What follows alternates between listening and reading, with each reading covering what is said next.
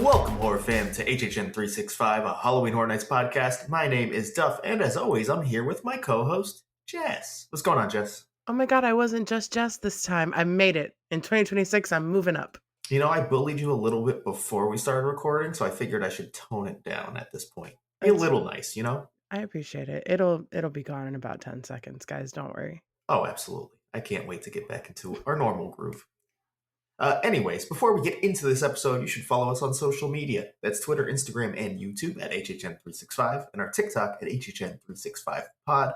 Check out our Discord where we talk HHN, other haunts, year round. It never stops. That link will be in the description. Our merch shop at HHN365.com. And if you want to leave a voicemail that will play here on the show, that number is 407-906-4134. And on today's show, seeing as it's an anniversary year coming up, HHN 35, of course, in Orlando, we figured we'd go over the history of anniversary years in Orlando specifically, because Hollywood kind of doesn't do them. So Orlando specific, there's not been as many as you'd imagine if you don't keep up with the history of HHN, but we'll get into that. That's fun stuff. But first, we do have some news. First of all, we'll start with the 365 housekeeping side of things, and that is that we are finally going to return to YouTube with a live next Wednesday, which is going to be February 11th at 8:30 p.m. Eastern. So hopefully that's enough time for our West Coast audience to join in. And I'm very excited to get back because we say it all the time. That's one of our absolute favorite things to do with 365. Yeah, it feels like not HHN season, but even like just spec season. It just makes it feel more real when we get to like talk to people live instead of just the echo chamber that is the three of us in a group chat. Yes, correct. It's nice having other voices come in and maybe speak some sense to us, because sometimes we lose our minds a little bit. Most of the time, in my case. That is correct. I think this is our first one since opening week of HHN. Is that correct? Or was there one more later in the season? Did we sneak one in on the Wednesday where there wasn't an HHN? Or am I imagining that? I could look it up, but I really don't want to. That is so much work. If Jonathan was here, wow, would it have been? He'd already have done it. You know, and well, maybe someone will tell us in next week's episode or something, but I'm not going to find out right now. How dare Jonathan choose to go make money and not get fired over being here? Damn. Your priorities are just skewed. Crazy. On the regular news side of things, there's not anything really HHN related. We're waiting for more Murdy tweets to start to pile up, because at this point, nothing's super relevant or important. So hopefully next week we'll have some more to talk about. But right now, Mardi Gras is about to kick off in Orlando. That's just going to be this Saturday, February 7th. The tribute store facade actually just went up, and it's looking kind of scary-esque in a way. So hopefully we get some HHN tie-ins and Easter eggs in there. We typically do for Mardi Gras. So pretty excited about that one. And, you know, I like food and drinks too. Oh, yeah. The booths are really cute this year. Mm-hmm. And we get Prince Gator. I'm so excited for this new meet and greet character. We do. The spawn of King Gator himself. That's where I'll be on opening night. I will see him from afar, I'm sure. That's what I mean. I'll be there. But this is definitely my second favorite event that Universal puts on, so I am very much looking forward to it. And the music lineup is a little bit better than last year, so that's nice. I get to see RuPaul do a DJ set at Universal Orlando, and it's included in my annual pass. So I did not know RuPaul was a DJ, first of all. Oh, Duff. Yes, okay. Duff. And by DJ, I mean he's gonna stand up there and you're gonna hear Supermodel. He might he does like DJ sets, but is it just basically playing music and that's about it? I have never experienced one in person, but I'm very excited to experience one included in my monthly annual pass fee. Yes, I mean, listen, I'm gonna, as long as I'm not out of town or something. I'm actually not sure. I don't remember the date. I will be there. You are out of town. Oh, well, never mind. It's the 28th or the 27th. No, if it is the 27th, I'm not out of town. Okay, I'm like, I know you're out of town on the 28th. Correct. Yes, I am. Okay, so we'll see I'll look at which day it is. I heard no drag though, like just no. RuPaul. Yeah, Boyru. Bald Yeah, head, big glasses. Yeah. gotcha. That's slightly disappointing. Yeah, It but takes away also some of the show factor, right? But I still want to see it regardless. It just seems unique. yeah, yes. It's not like Flo Rida or something like that, or Pitbull or something. Exactly. Exactly. All right, enough of Mardi Gras. Let's talk about HHN. As I said earlier, we're just going to go over the history of the anniversary years for HHN Orlando. And again, it's kind of a weird start to anniversary years. As you know, at this point, it's just kind of every 5 years. And I don't think that's going to stop. I think every 5 years is going to be an anniversary celebrated in some way. Boo. Um, well, Jess, I guess that was started at HHN 5, right? So, of course, we had an anniversary year, right? Yeah, because every 5th year is, like, really important stuff, obviously. I mean, your first fifth typically is something, right? Not here. No, they did nothing at all. Like you can look through like press releases and stuff. They never like even really say fifth anniversary, like in a mention in any way. They don't do anything at the event. It's just HHN 5. If you want to like really nitpick, you can say like Dungeon of Terror keeps returning, so that's kind of like an anniversary thing in a way. But at that point, it wasn't because it's just something that came every year, anyways. Didn't matter. Yeah. So yeah, HHM 5, the first like potential anniversary year, absolutely nothing. But of course, Jess, HHN 10, we're gonna get an anniversary year, at least something. Oh, we have to. I mean, it is that's a huge birthday for, like, every child. That's double Well, digits. yeah, exactly. It's a huge deal. And like everyone celebrates a 10th anniversary, every theme park event, every theme park, everything, everyone. Um, I'd like to remind everyone this is the year that Jack the Clown was introduced to HHN. That's a huge thing, obviously, and kind of kickstarted where HHN is at this point, to be honest. The only thing they did to celebrate the anniversary is have Jack and a few other scare actors take a picture in front of a cake that said HHN 10. Yep. That's it. That's really important. Yes. Yes. Huge. Yes. Otherwise, if you just attended the event, zero signs of anniversary. It was Jack's year. That's all. He was new. He was the icon. He was the first original icon. That was HHN 10. That's what you got. No anniversary. It's kinda funny to me that, like, when I think of Jack's first year, the thing that I think of first is not the fact that it was an anniversary year. I think of the picture of him on Lake Eola in the swan boat. I mean, if that's not the first picture of you that comes to mind, something is wrong with Well, correct, but, like, you know what I mean? Where, like, I never sitting here thinking about it now, I'm like, "Oh, yeah." No, I just think of Jack and the Swan Boat. I don't ever think of the fact that it was HHN 10, you. Hmm. anything like that. I've seen the picture of him with the cake. In my head, I think I, like, superimpose it with the Sweet 16 one. Yeah, because it's a very similar kind of approach, right? Yeah, I don't think I would have ever thought of that picture, and I know I've seen the picture before too. So Hmm. that's so funny. I think of the Lake Eola picture first, Yes, I mean, I also do. If I think of as Jack you in should. any fashion, I think of the Lake Eola picture. Yeah, He's in a swan boat. How can you not? it's iconic. So that means, of course, we're going to go to HHN 15 at this point. It is time for our first anniversary. Surely. Has to be. But it's not. But it's still not. HHN 15 is probably actually somehow the least anniversary of them all. Like HHN 5, because I said you can kind of like make an argument like Dungeon of Terror, yeah, it's still coming. This is just a event with all new houses, all new scare zones. Terror Cruentus is brought in, the Terror Queen, the Storyteller. It's fully at Islands of Adventure. This is probably the furthest removed from an anniversary year can possibly be.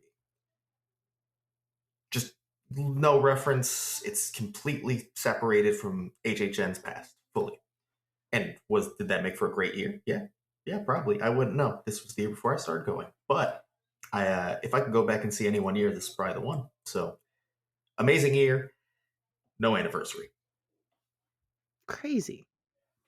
Like, Hmm. I know again, I know all these things, but, like, to sit here and talk about it, I'm like, "No, 15 was an anniversary." Nope. It was just a good year. Wow. Yep. Weird, right? So obviously, at that point, you're going to go to HHN 20 for your anniversary, right? Hold up. Slow down, That's sir. not where you're going to go? No, because remember how I talked about for every child, the 10th is a big thing? Uh huh. HHN was like, "Wow, we have to go with the birthday theme." So, Hmm. we didn't get a quince, so we got a sweet 16, of course. Oh, duh. Because you celebrate anniversaries as birthdays. That's, of course, how it works. Right. You're Yeah. you're dumb for skipping to 20, Duff. I'm sorry. I don't know why I would think such a thing. They sure didn't. They did not. They did not. But yeah, that is correct. The first ever truly celebrated anniversary year, and honestly, as you're going to hear soon, maybe the most indulgent anniversary year they've ever had was for 16, which they referred to as Sweet 16, like you would for birthdays. Um, its tagline, well, its description was, "It's a hideously twisted birthday celebration with a wickedly gruesome guest list." So this event brought back Jack, caretaker, director, storyteller. This was actually the first time you had multiple icons be the full main icon of the event. Um, the imagery from whether it's the ads, the billboards, any way this was marketed was fully set on Sweet 16 with these four icons, or sometimes just Jack, depending, in front of a birthday cake that sometimes had the 16 candles, sometimes didn't. But it was very much in every single way, shape, or form marketed as Sweet 16. So I think we can safely say we have an anniversary here finally. Oh, yeah. And I feel like living in Florida at the like, I mean, my whole life, but, like, in South Florida, even I remember Sweet 16, like, marketing was huge. Hmm. And, like, that's how it was back then, a lot of, like, paper marketing and everything, obviously. Hmm. But I just remember seeing, like, Sweet 16 ads everywhere in South Florida. Mhm. The trailer that played on like local television and stuff, because I also lived in South Florida at the time. I remember I'd seen obviously years prior, and we've talked about some past episodes where we've this is kind of how we got into it, like seeing these ads and stuff. Mhm. But I feel like this is the most memorable one, and I don't know if that's just because I think it might legitimately be the best trailer they've ever made for the event, or because it played more than any other. Because I feel like I saw this so many times before I actually even made it to the event. Yeah, because I remember, obviously, like, The Art of the Scare, but that was, like, a Travel Channel, like, specific thing Hmm. in 2003 after 2002 happened. Like, this ad, like, sequence and everything that went out, the marketing, I really do feel like it was the first time I was, like, conscious of, like, horror nights marketing around me that wasn't, like, on the Travel Channel, you know? Hmm. And if you don't Yeah. know what the ad is, to put it simply, A, you should go watch it on YouTube. It's great. Just Yeah. look for the HHN 16 commercial. Um, B, it is basically a guy trapped in a coffin. There's this kind of like haunting version of Happy Birthday song playing in the background on like piano keys. And then the four aforementioned icons come up and basically kill him by slashing through the cake and through him. Obviously, you don't see the gruesome details, but you get the picture. It was done so well. All of the commercials back then were done really, Hmm. really well. They were. They were. I miss that so much.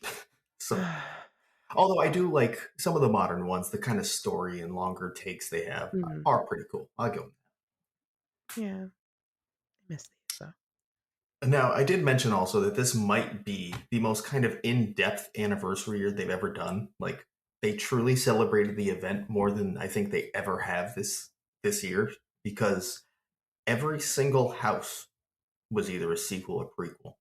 Every single scare zone was a sequel or prequel or mashup. The shows were all tying into the anniversary year or something returning at the very least. Like there was just so much about this year. Everything about this year was about the anniversary and was about honoring this event's history. And once again, I'd like to remind you they chose to do this at 16, the most common anniversary year, of course. You would think that this would have been, like, 10 or 15 or 20 or 30 or it was Mhm. 16. It Yes. it feels so, like, I guess, right because that's all we know, but it's so wrong when you I dissect it. I know, it's so weird. Like, what do you call that? Like, every anniversary year has, like, the platinum or the gold. This is like the copper. Like, what's 16? You can drive, Yeah, or driver's I license could anniversary. There drive. we go. Yeah, I'm really happy for that. Um, but yeah, so very overwhelming on the anniversary, and I guess you could say that's also because they had 15 years to work with that they'd never touched with an anniversary year before. Where now you only have 5 years between. So Yeah. I guess it kind of makes sense. Like they could pull from everything, and it worked easily. So they made it work. Put it that way. It's Um, almost like holding off and not doing an anniversary every 5 fucking years is a fucking positive thing. I'm gonna Seriously. stop now. No, we'll get into that. Don't worry. We'll Mhm, get into that for mhm. sure. So, real quick, before we actually go through this event, I do want to break down how we are going to go through every single anniversary event here. We're not going to go through every single house in Scare Zone and show, except for in Sweet 16, because again, they're all related to the anniversary. So, as we move forward, we're only going to cover things that tie into the anniversary or HHN's history in some way. So, if it's just some random IP that doesn't connect, we're not going to talk. But again, Sweet 16, that's every single house Scare Zone and show. So we might as well hop into it. This is going to be our longest one for sure. Also, my first year ever, and I am very lucky that it was. So let's start with the houses. We have Psychoscarapy Maximum Madness, described as step inside Shady Brook Hospital where Jack is up to his deadly tricks. Of course, Psychoscarapy, a returning property, Jack, a returning icon, anniversary, obviously, right? It's not considered the greatest psychoscary of all time, I'll tell you that. But it's cool to get it. One day I'll see a psychotherapy house. It has to happen. They're not just going to ignore it forever. I hope that 35 is the year. I really I do. wouldn't mind that. I wouldn't mind that. It's been a long time. 10 years. Hmm. Yeah. Yeah, it is. Damn. Dang, that's crazy. Oh, anyways, the next house, All Night Die-In, take two. Witness the vilest horror that has ever been spliced together by none other than the director himself. What an explanation. If you have heard about a bunch of unlicensed horror characters being involved, this is one of the houses where that took place, by the way. Yeah. So Iconic. crazy. That's still in 2006. Like, we're not even talking like the 90s or anything, obviously, like that. It's 2006, and they're still using unlicensed characters and just shoving them in houses. Yeah. Well, you could get away with a lot more back. I mean, not. I mean, we had cameras on phones, but not like that could record a whole fucking haunted Mm-mm, house like that. mm-mm. That's why we don't have video of the houses before a certain year. So Yeah, there's a reason they didn't really make the recording in house rule until like it really wasn't until like 2009, 2010 because like it didn't matter. Like, good luck. yeah, What are you gonna see? fuzz, if that. Mm-hmm. Again, another icon house coming up. Our icon, Scream House, the Resurrection. Dare to tread among the eternally tormented souls of the caretaker's victims. It's a much better description compared to witness the vilest horror. I would just like to say. It really is. It just sounds like beautiful. I know Albert's not the favorite child amongst the icons, but he's definitely favored amongst Paolo. He's the favorite one in this podcast. I mean, I could. Who does Jonathan like? I don't want to know. Doesn't matter. Oddfellow, Well, yeah, okay, that's fine. Yeah, who we like literally Oddfellow. won't be in this episode at all. Too new. Love you. But Soon. yay, This the year, probably. caretaker. Yep. So Caretaker gets a sequel house as well. Next is another sequel with Run Hostile Territory. When the lights go out, the voyeurs suddenly become the victims. This would be the second installment in the Run series, of course. Then also coming back, this one a longer gap, Dungeon of Terror Retold. Enter an old roadside haunt where the storyteller's whispers call you deeper into hell.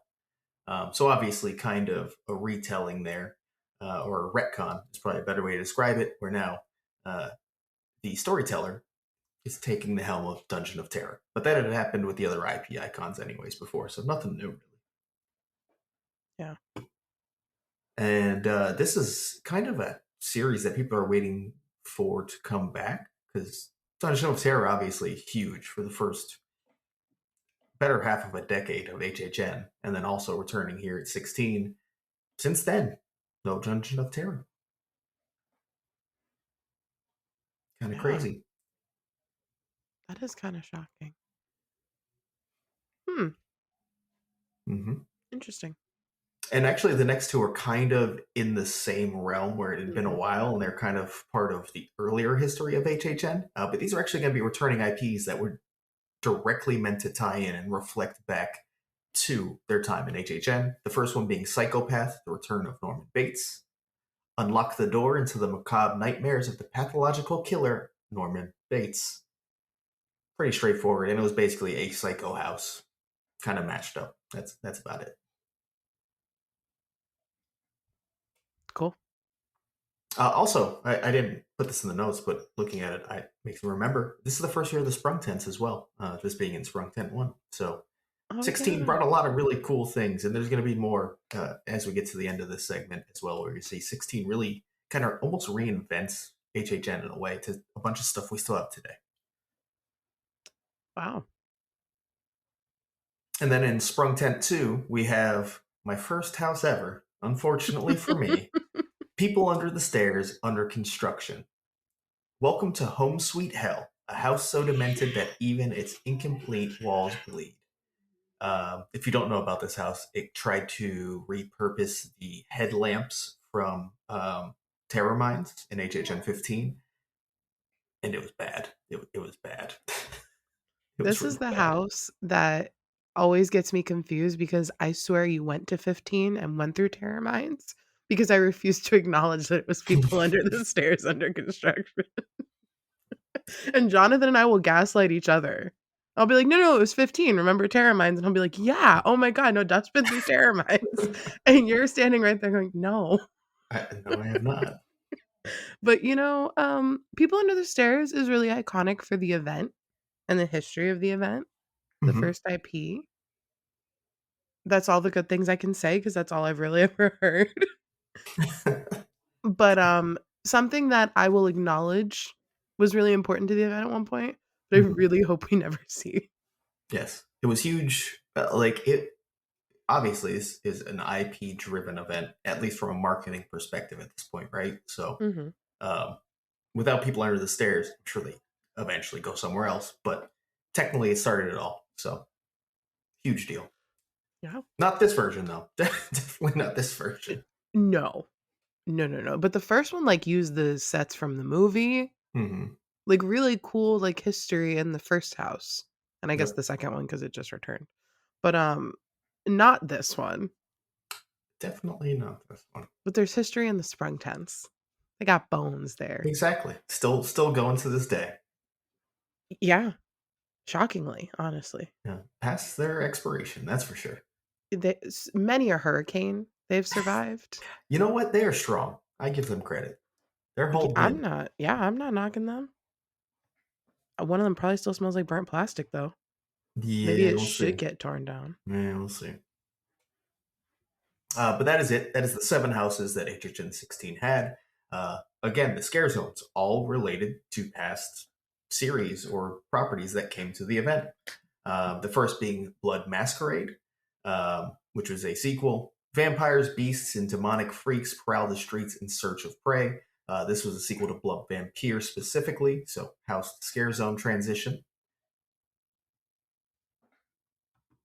We also had Dead Truckless Zombie Siege in New York. New York City has fallen and is now overrun with the living dead. This, of course, just a sequel to Dead Tropolis.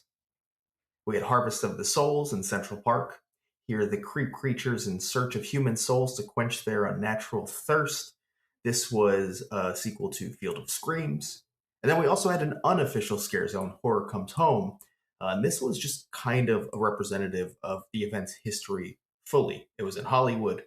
Step into a surreal world of Horror Nights past and present. So it basically just had some characters, but mostly just kind of banners and stuff showing off past years.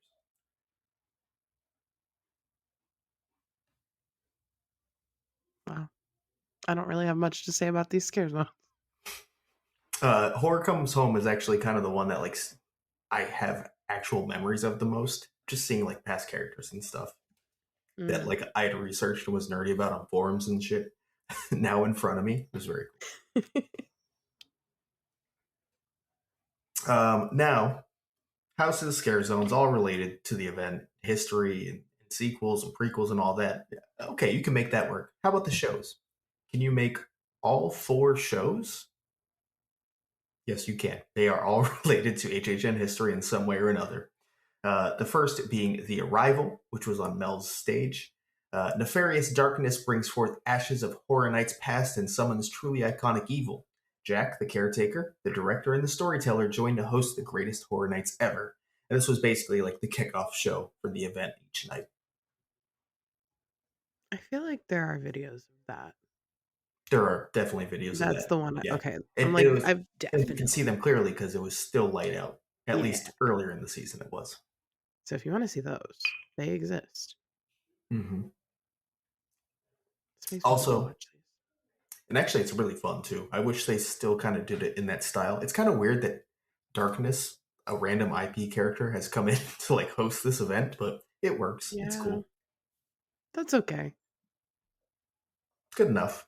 Yeah, and we can forgive it because I get to see the icons, so I don't really And care it what the was a good vessel. like opening show. So Yeah, I don't care the vessel that you present these characters to me. Just present the fucking characters to me, please. correct. Also, Bill and Ted's Excellent Halloween Adventure does return in Fear Factor stage after a few years over in IOA. Party on with Bill and Ted and an all new show featuring the famous and infamous in pop culture. So, nothing really specifically anniversary related here, but at this point, Bill and Ted's just part of the event. So, it counts in my book. Well, it technically was Bill and Ted's anniversary. No, they're a year behind, Yeah, so it'd be 15. right? Oh, the actual anniversary. They're That's right. actually celebrating their Their anniversary. Come on, actual one. Yeah, you're keep right. up. Sorry. I thought 16 was the real one at this point. Amateur. I know. I know.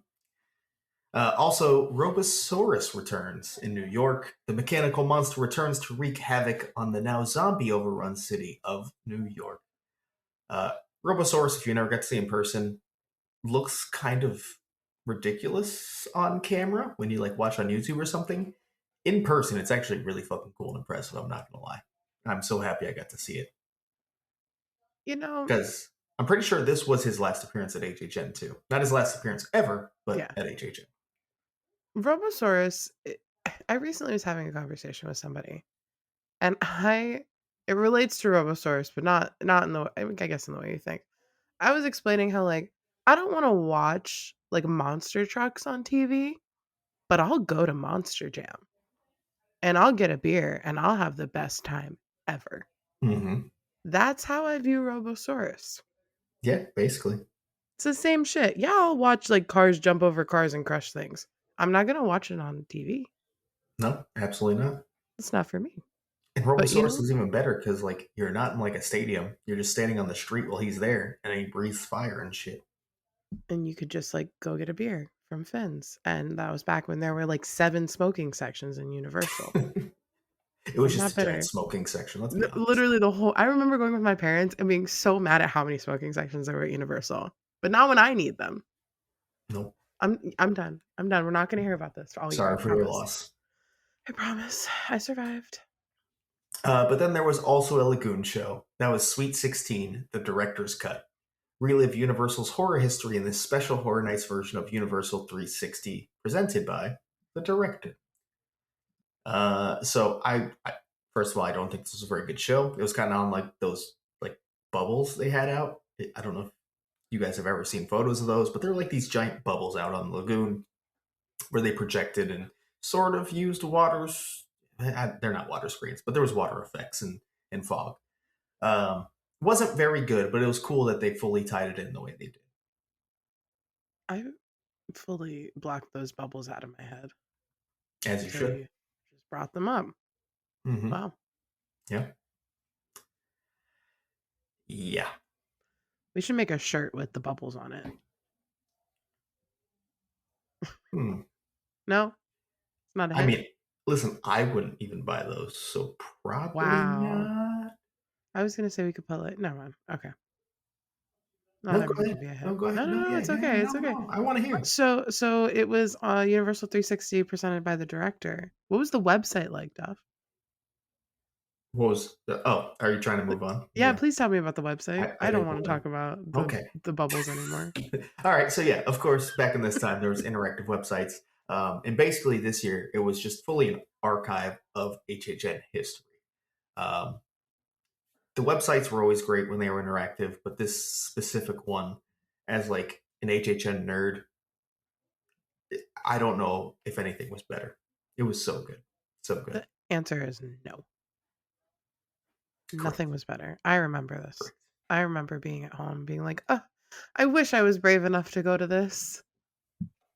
And I was like, a long time later. Only took you 10 years. It's okay.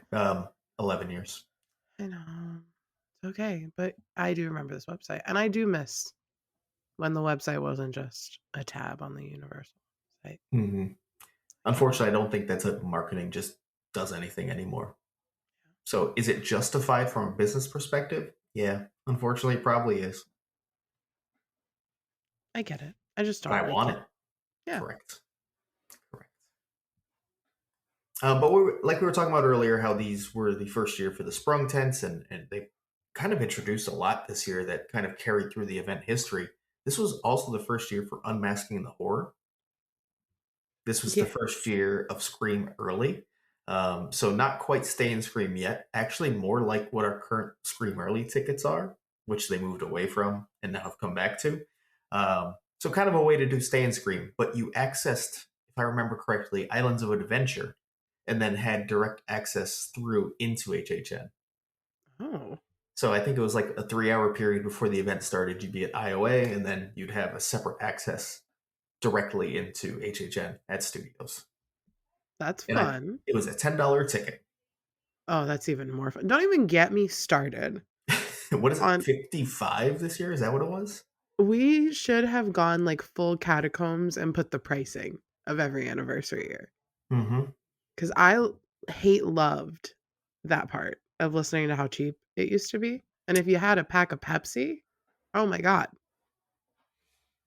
or Coke, If depending you on the stopped year. at Burger King, Oh, Burger King, you were robbing Universal at that point. It was speaking so of, cheap. we should have kept those cups. What were we thinking? Why did we throw them out? I know. For anyone Poor listening that me. doesn't know, they weren't collectible. They were No. normal plastic Burger King cups, but we still should have kept them because they had like, I think for this year specifically, kind of had like the logo, like the icons and the cake. I think it Yeah, was on the cup. I'm it was pretty the sure. billboard on the cup. Yeah, I I know think exact so. Yeah. See, this is a shared experience if you were in Florida in 20 or in 2006. Or any year. Like typically, at least Yeah. during this time, it was like literally just kind of like the event like logo on the cup. Oh my God, yeah. You would get your chicken fries and you would have an HHN cup. Yeah, and it would say, "Bring this to the front gate. Your ticket's $20. Have fun." Your soggy paper cup. Oh my God, Those were no. the days. Shared experience through Burger King and Horror Nights. um, Yay. but that basically wraps it up for HHN 16, our first true and our first. I say true. It's the first anniversary year Yeah. that HHN ever celebrated, and again, it is the most fleshed out anniversary they did, period. Because as we move forward, you'll see how, honestly, they kind of move further away from the anniversary year just celebrating HHN. Kind of as every year rolls on. So let's get to HHN 20, where I do think they still celebrate it very well, and it has some really good fucking experiences this year. So I am happy to report that HHN 20 is still an anniversary year. Whew. It was dicey there But for a minute. I think we have now moved on to the anniversary years. It's in fives. We're good. We're good to go. Well, it was in 4, No, I'm saying by the moving way. forward. Moving forward. I know. Moving I'm forward. just saying it's bothering Yes, me. I know. I know. Or we could have just done every 10 universe. Okay, I'm calm. I'm calm. Tell me about 20. So this is, of course, 20 Years of Fear. It was actually meant to kick off kind of a new era of HHN. Of course, we had the icons previously: Jack, caretaker, director, storyteller. The usher at this point was also there.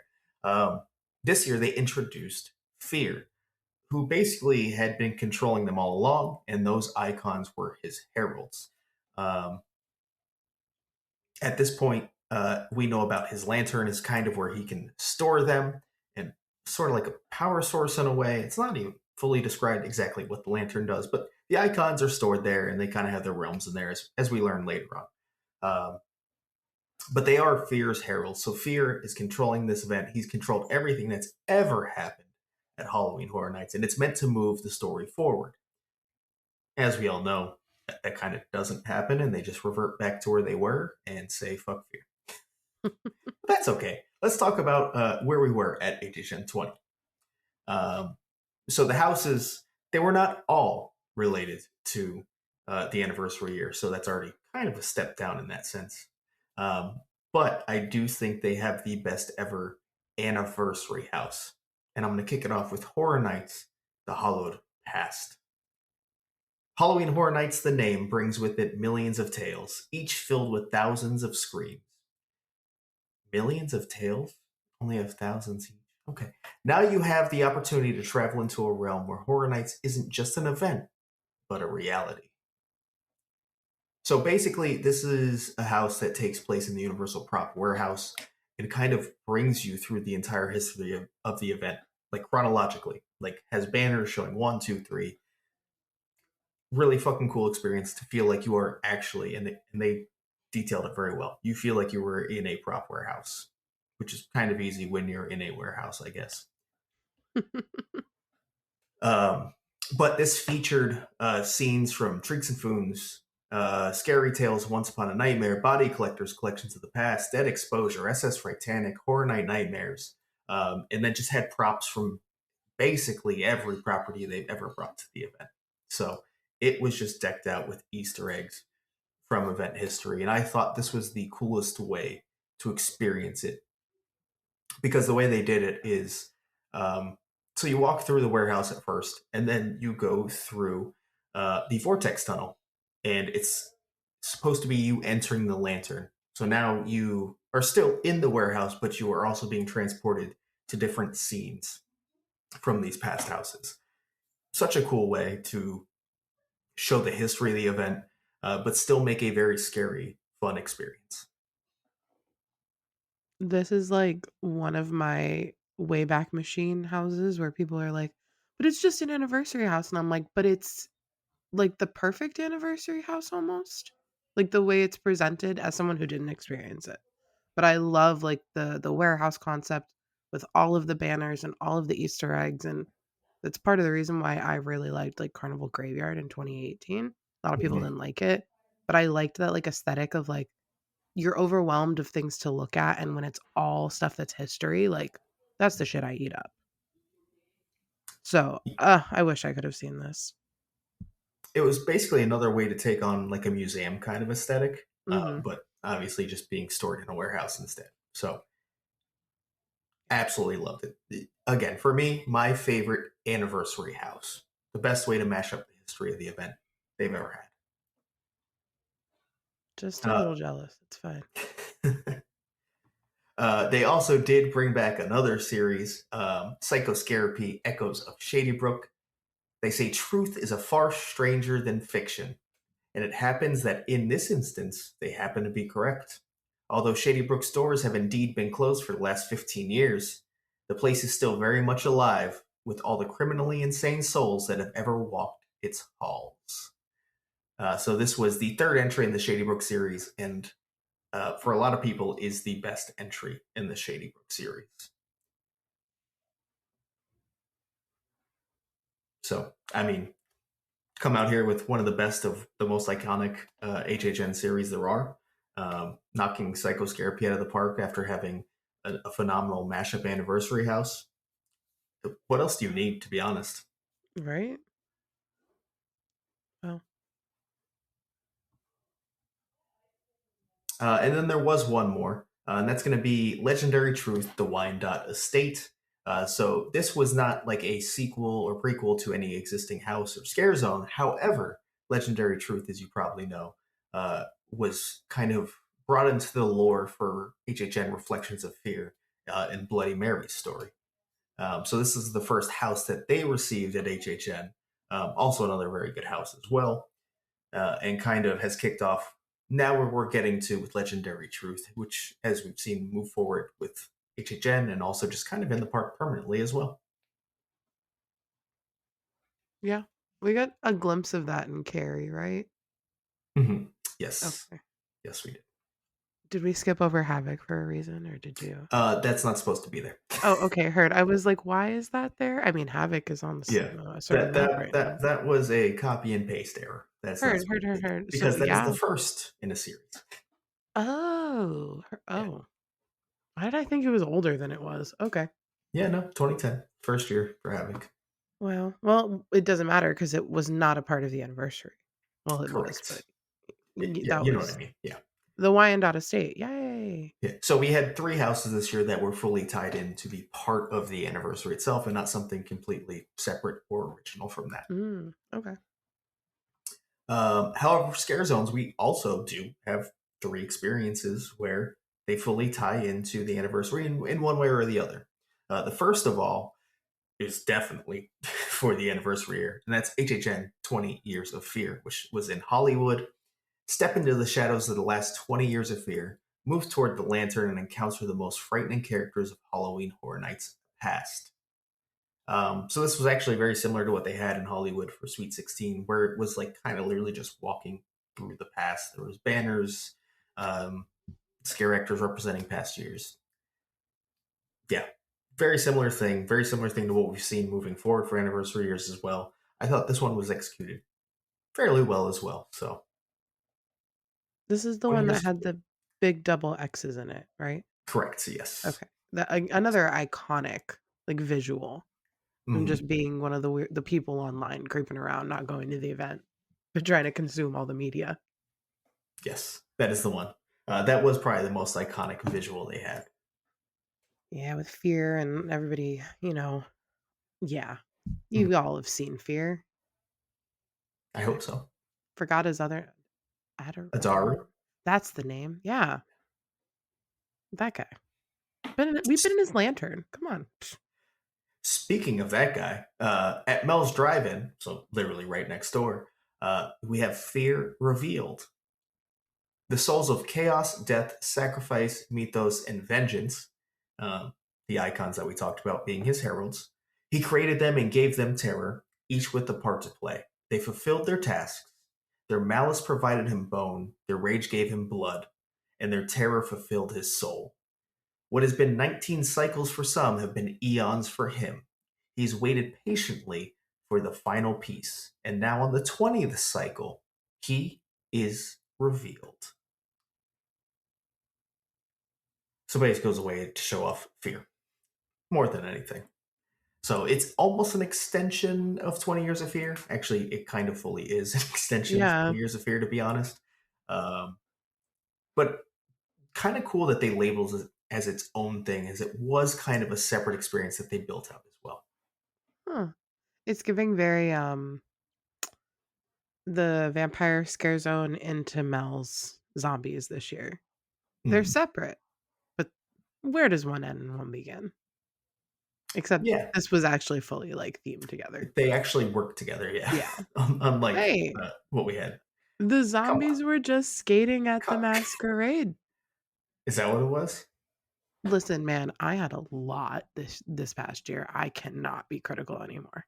I'm not being critical. I'm just saying Well, it's honestly is a compliment to how well themed it was because all I knew was it was one area. I had no idea that it was two this whole time. well, there you go. It's In two. 20. Not last year. I knew that, Well, obviously. I hope you're not talking about last year. Okay, good. I'm making sure. With how much we talked about fucking street experiences on the podcast, I would hope you knew that was a separate thing. But yeah, I did not. I guess I had realized when I read like Fear Revealed versus 20 Years of Fear, but again in my head, the fog is really real at this point. Everyone talks about it. I could not tell you much beyond what was in the last year of HHN. I Mhm. have to have like my brain jogged to remember. It needs like a jolt of electricity, and then I'm like, oh yeah, that thing happened. So the ones I didn't experience, my brain made it up. I'll give you a pass. It's okay. Thank you, because we are going to get to one.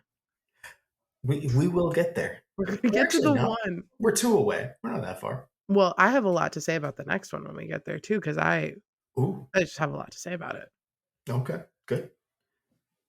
Well, let's wrap this one up first. There is actually one more scare zone, and this doesn't like tie into the anniversary, but it's literally a returning scare zone from a past year. So HHN Reflections of Fear, Bloody Mary's year, had the Harvest, which was in Central Park, which kind of introduced us to our modern day Central Park scare zone, specifically with like the pumpkins in the trees. One of the coolest aesthetics the event has. That's the event that kind of brought it. Well, they just kind of brought it back this year, sans Bloody Mary. So you lost the cool effect where she like blew up the candles with like there's like a an effect of her appearing as like a shadow. It was cool. It worked. Oh. They got rid of that obviously. This didn't have scare actors. It was just like a vibey space to walk through. And I know you might actually be one of the people who prefers it that way. Just no scare actors, just vibe through Central Park. It just looks cool, feels good. It sounds like a dream. Yeah, I'm Uh, sign me up. so it's an anniversary spectacle in the way that it's just literally bringing back an old scare zone. And by old, I mean something that was 2 years old at that point. Calling it a scare zone, crazy. But Yeah. Yeah. I don't actually know if it was officially labeled a scare zone okay. or like some experience. I don't know 100%. Don't remember. I can look at a park map, I guess, but I don't know off the top of my head. But it's scare zone esque. Okay. They didn't call anything street experiences yet. So, you know. Well, I would argue that Robosaurus was the first ever street experience. So Chainsaw hordes. isn't Chainsaw hordes. Robosaurus like very early on though? Chainsaw hordes have existed basically since day one. So, I, I don't, we're not going to in get into one that way or argument. another, they have. We're going to save that argument for Okay. a future episode or All right. live or something. Next live. Do Or your okay, research. We'll I fight. no. I need more preparation time than a week. Okay. 2 weeks. So also, there is a show, but just one. Um, it's Bill and Ted returning. I know, again, that's kind of not like really anniversary, but they come back. They're part of HHN. Anniversary enough, whatever. It's not an anniversary for Bill and Ted that year. It was not. No. 19. I don't know. By HHN standards, 16, 19, what's the difference? They just slap anniversary on something so they can sell more merch. Exactly. They actually weren't doing that yet, though. So I know, to which their is credit, wild. Wild.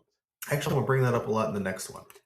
Anyways, the last thing I want to talk about for HHN 20 is kind of the coolest anniversary aspect for me because they haven't really done anything quite like this since. And it was the HHN 20 VIP Lounge, which was in La Bamba. Its description was be a part of the newest Halloween Horror Nights experience, the Halloween Horror Nights VIP Lounge. The famous Cafe La Bamba Cantina has been transformed into a ghoulish getaway featuring secrets from the past. 20 years of concept art and memorabilia from some of the most famous and infamous Halloween Horror Nights ever. This exclusive area also features VIP drink service served by cocktail waitresses, prime views of Fear Revealed Scare Zone, perfect for watching the terror take over unsuspecting victims. Plus, you never know who might stop in and visit. Well, I'll tell you who stops in and visit. It's A&D, and they talk about the event. So this is actually something that kind of fully existed, but they had specific events in separate time frames. So A&D would come in and actually talk about separate subjects. So they had Extreme Houses, Legendary Truth, Terra Cruentis, The Thing, and The Icons. This is something I didn't get to experience myself, at least not the A&D aspect of it. Um, and that makes me really upset I didn't, because that is so fucking cool. Could you imagine if they offered this now? The line would be longer than like any house. We could not even consider participating in this. No. We don't have that patience. Honestly, at this point, that's basically what media night is. The media That's event actually valid. is kind of this. La Bamba was decked out a bit more historically. It like used a bunch of props and concept art and stuff decked out.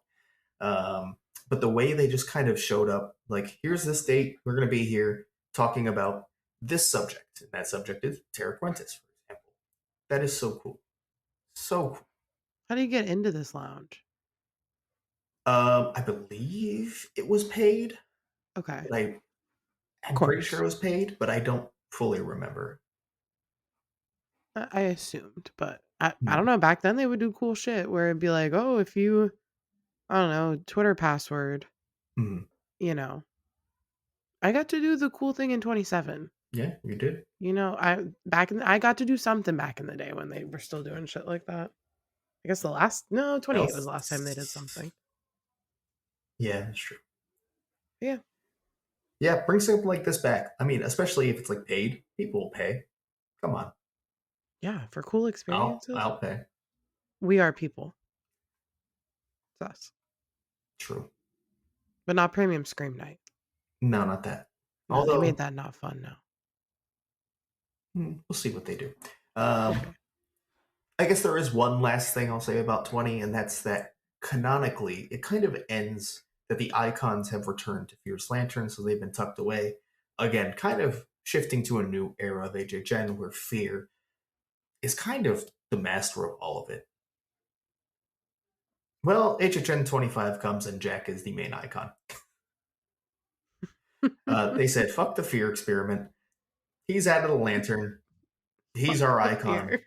And he is our icon in the biggest fucking way possible. Like, everything. Now he's got a jacket. The marketing, the merch, the event, everything is Jack. And this brought in, like you mentioned, the Ringmaster version of Jack. So it's kind of themed around the Dark Fantastic, or what a lot of people just refer to it as Carnival of Carnage, which is Jack's circus he's created, basically.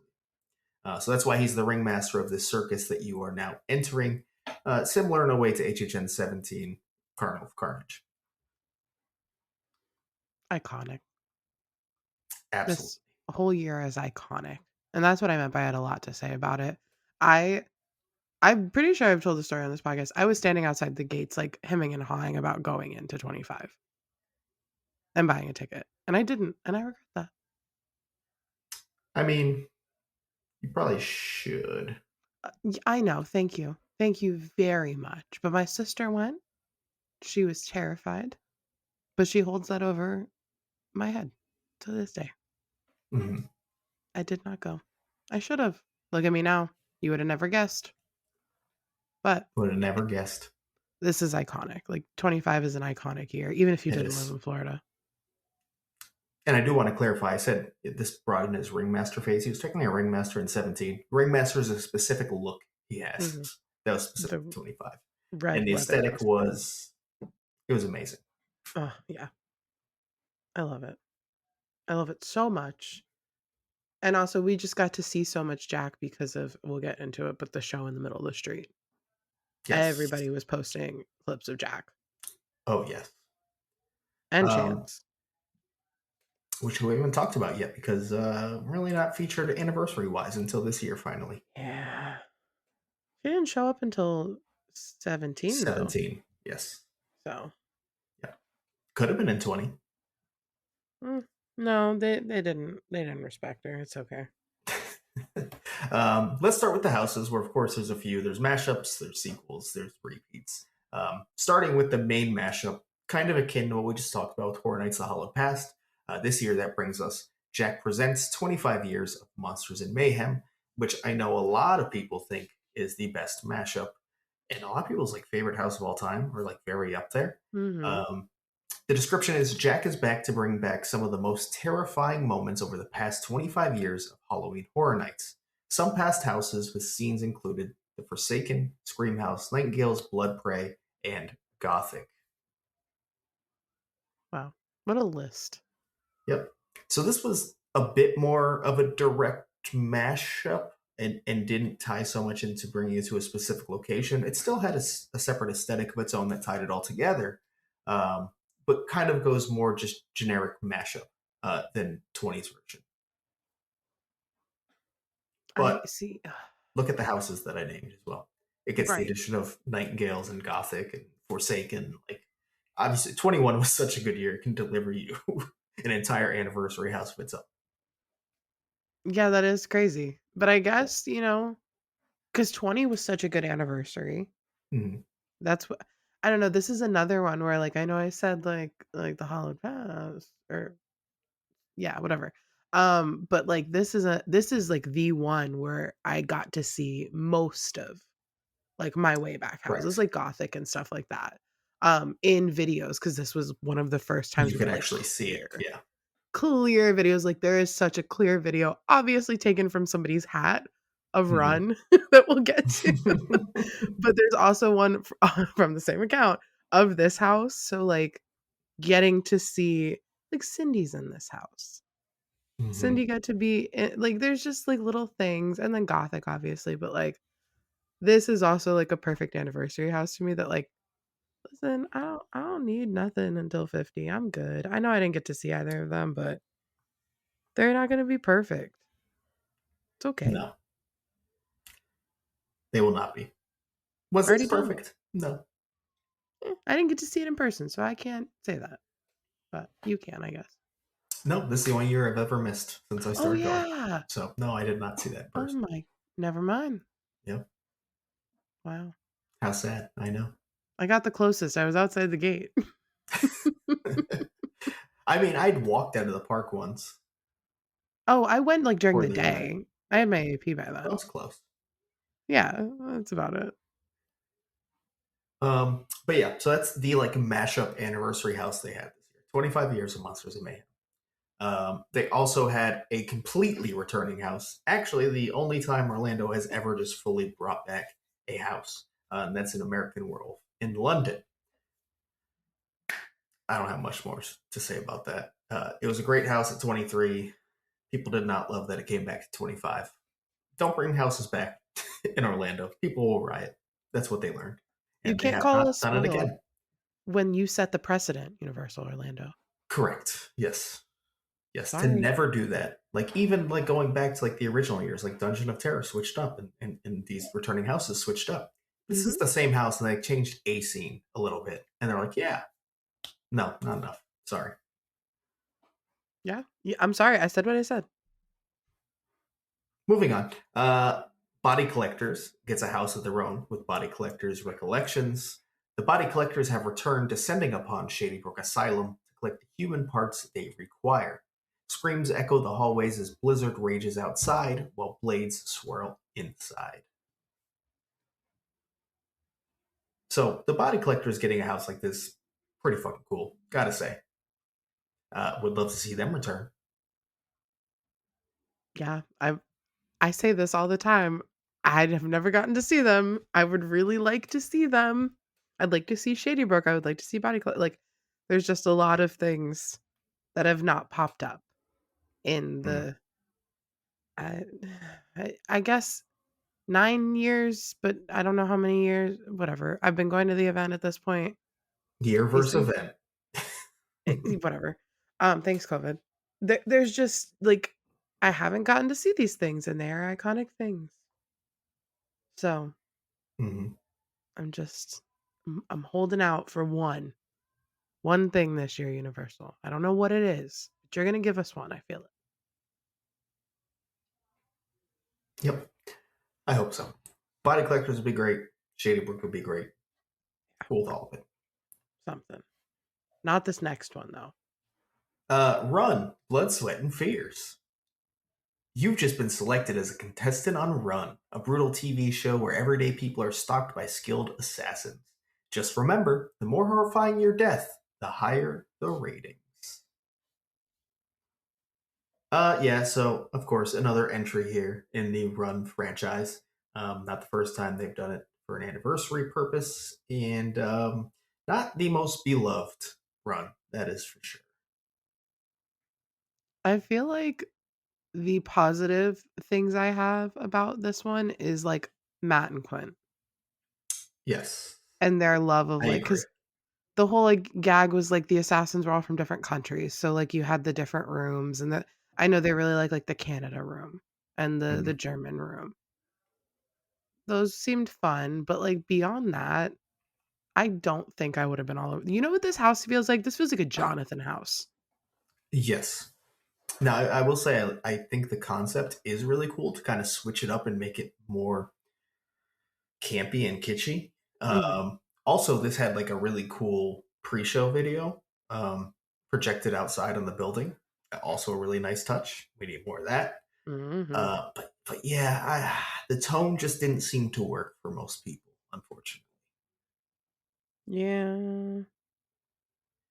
I would like to see, like, a new take on it maybe in a couple years. Not right now. I'm good. Yeah, I can wait till 40, 45, Yeah, 50 50, 5, every 60. 25 years. Maybe in the next generation when we are not here, you know? Oh my. No, it's fun. But it's Run. All right, let's move on to Scare Zones then, where we have another returning franchise here with Psychoscarapy Unleashed. This was in New York, and it is very, very, very highly regarded. The Mhm. description is the criminally insane inmates of Shady Brook Asylum have escaped and unleashed their horror onto a Halloween block party. In the streets of New York, come join the partygoers as the inmates kill for the best Halloween costumes for their very own special costume contest, where you will be the judge. I was just transported back to watching old Tim Tracker vlogs as you read that. And that is probably because the scare actors in this zone created and fleshed out and performed their characters so well. Yeah. Oh my god. The carving station, Hmm. the apple like, just I wasn't even there, and I feel like I was for this zone because of how much you saw from it. In a way, I think this scare zone kind of kicks off what we get most years for like the modern vibe of the New York zone. I think that that's a fair statement. Yeah. Yeah. Again, I think this is probably like if you tallied up HHN fans' all-time favorites, this would end up being like a top three, at least top five scare zone. People loved Psycho Scarapy Unleashed. Yeah. I'm confident it would be top 3. Hmm.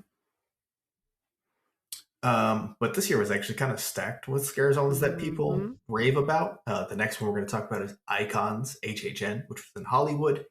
It's time to take a look back in history and come face to face with the icons from our past. Iconic characters, ooh, there's that phrase.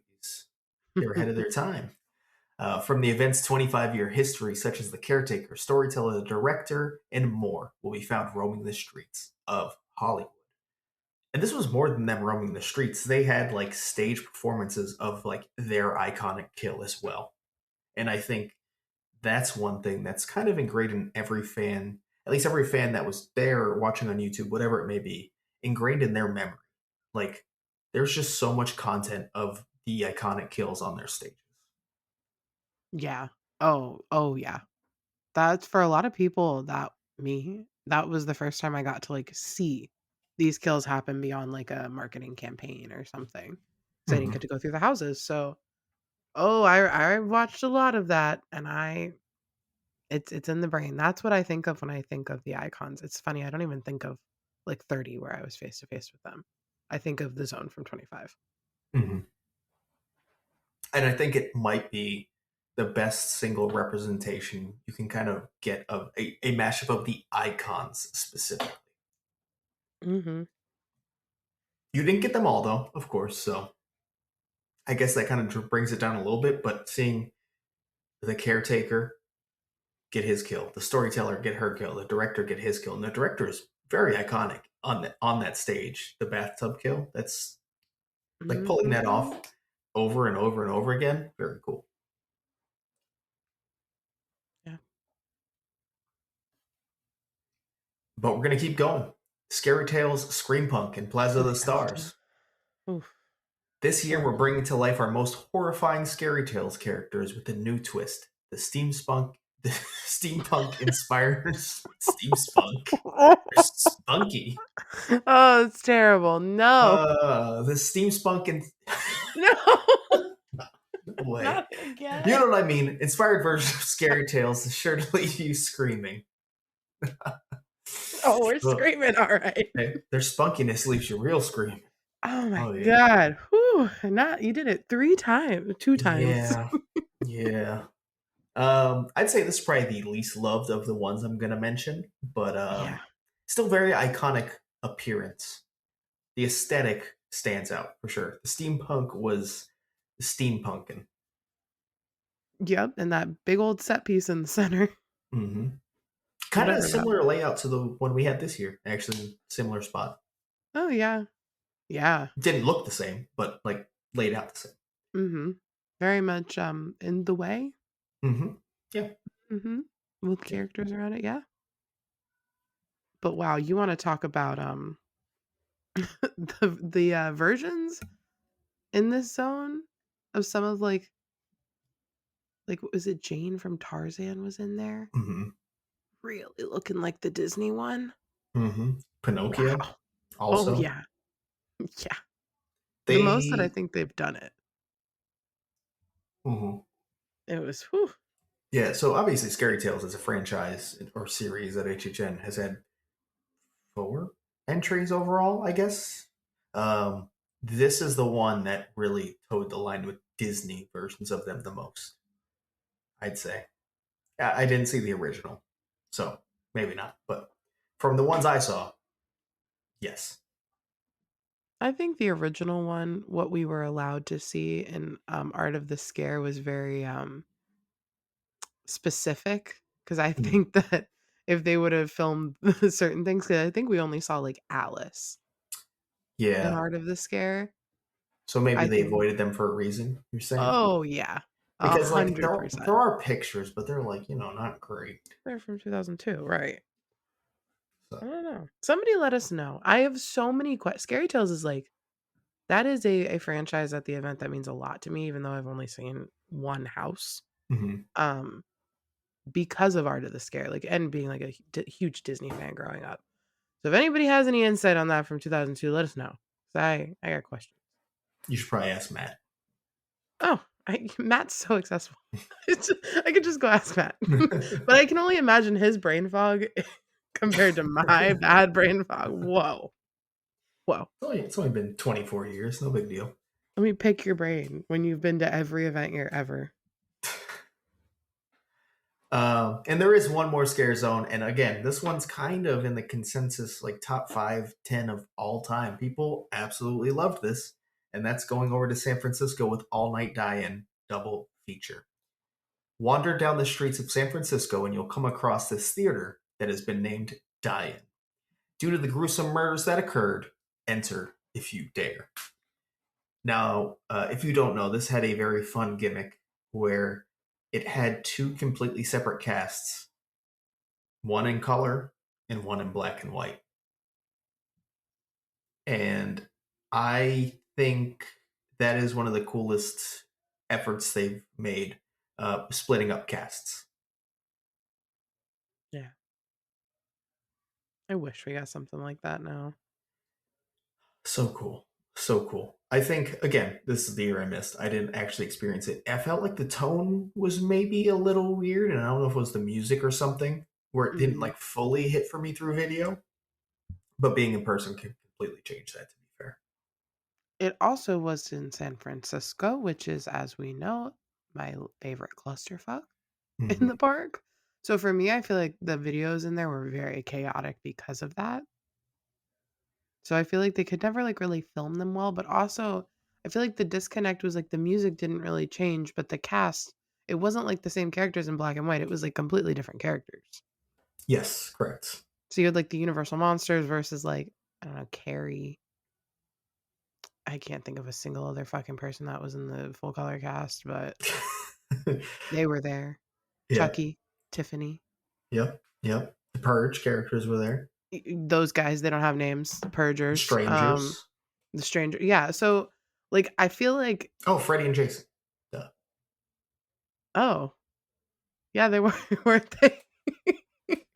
I just feel like that's also the disconnect because unless they actually change the music up with cast change, which like they don't do that in a zone, the music just changes over and then that's it.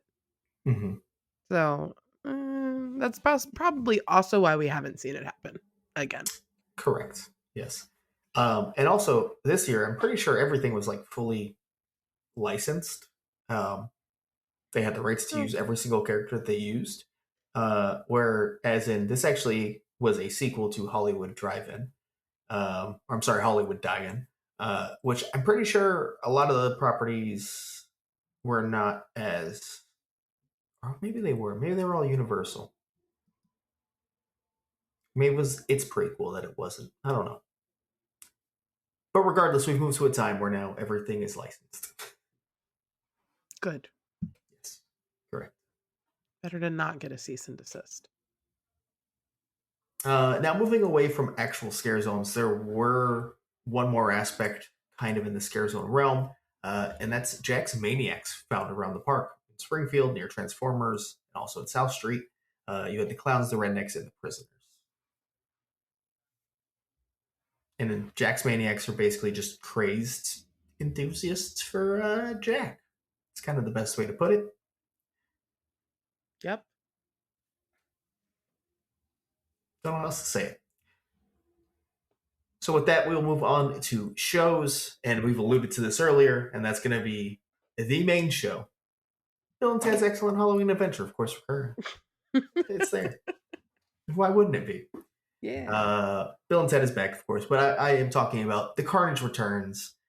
Jack the Clown is taking Halloween Horror Nights back in a blaze of murderous mayhem with his army of feared followers, Jack's Maniacs, and his companion in Carnage, Chance.